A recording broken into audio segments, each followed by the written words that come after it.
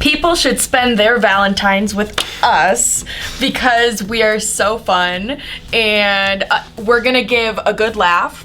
And you know what laughing is good for? Building relationships. Laughing is also good for chemistry, romance. So that's something I would say. I'm here because I love Shakespeare and performing. I don't have a lover. I'm a really sad person. I'm kidding. I'm like, okay.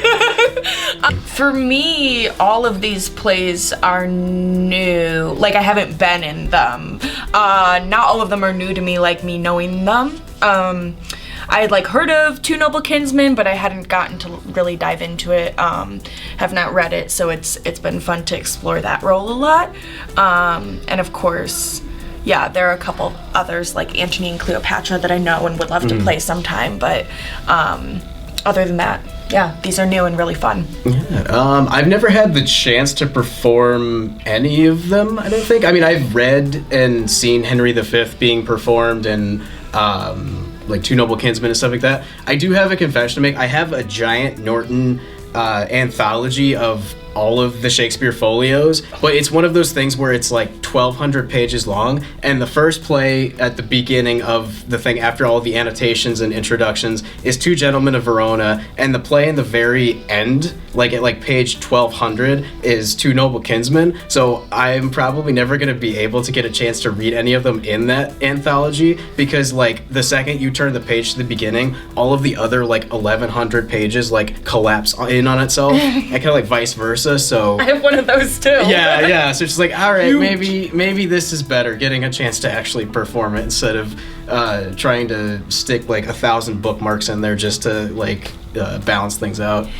Yeah, so our relationships, across scenes, are often very different, and they have a lot of different tensions and things that they want from each other, these characters, which I think just makes it the more fun going into rehearsal. You're going into a whole new scene each time. It makes watching it probably very fun because we are all just different characters and going through different things, and maybe I'm pissed at you one time, but then I'm really in love the next. And it definitely makes going into a scene or rehearsal different. The preparation will look a lot different.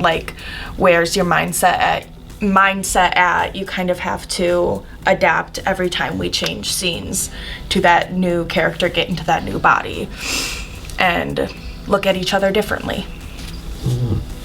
Well, yeah, I think when it comes to the preparation and being able to take a step back and analyze the relationships, I kind of find the joy in that sense of overlap in some of the characters. I know you should sort of keep a distance between a more tragic play versus an extremely comedic comedy of errors, but having done improv for a long time, there's some sort of nervous energy that you're able to kind of conjure up and bring to every scene. And I think the joy of all of the selections that we've had in this year's Valentine's Affair is being able to kind of take that Venn diagram and see where there is overlap, not necessarily in what the characters want or how they interact with each other, but just that kind of same energy, I think. And even though it is kind of an equal mix of serious and comedic elements, I happen to find a lot, especially in the run up to the show and the weeks we've been rehearsing it and kind of getting a chance to dive down with the scripts, how much I'm I'm playing Ferk, who's a very kind of conniving 10 steps ahead of everyone character, but at the same time that kind of fun Machiavellian energy I could bring to another character that I would be performing, I think. So it's a lot of fun to find that kind of similarity, and it definitely makes it a lot easier too. I guess what interests me about telling classical love stories on stage is the complexity of the characters and the relationships, and kind of the poetry you can find within Shakespeare is really fun to play off of, especially for a love story. I think really what Shakespeare can tell us about love is that there's a type for everybody. Shakespearean characters are complex, and then at the same time they can be incredibly simple, kind of like love is on a daily basis. And I think to that extent, Shakespeare also covers a lot of ground. I mean, love isn't always neat. Sometimes it's really messy. Sometimes it involves, a meet cute opportunity. Sometimes it involves killing a lot of people in a war to get the woman of your dreams. Obsession? Exactly, maybe? obsession. The darker sides of things as well. And I don't think anyone covers ground quite like Shakespeare when it comes to that. There's sort of a lover for every love.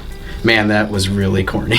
No, but it's true. It was very nice to hear. Yeah, That's yeah. very true. Like, they're all very different types of characters, and they all definitely. find someone. You just Exactly. It's very interesting. Never know. Yeah.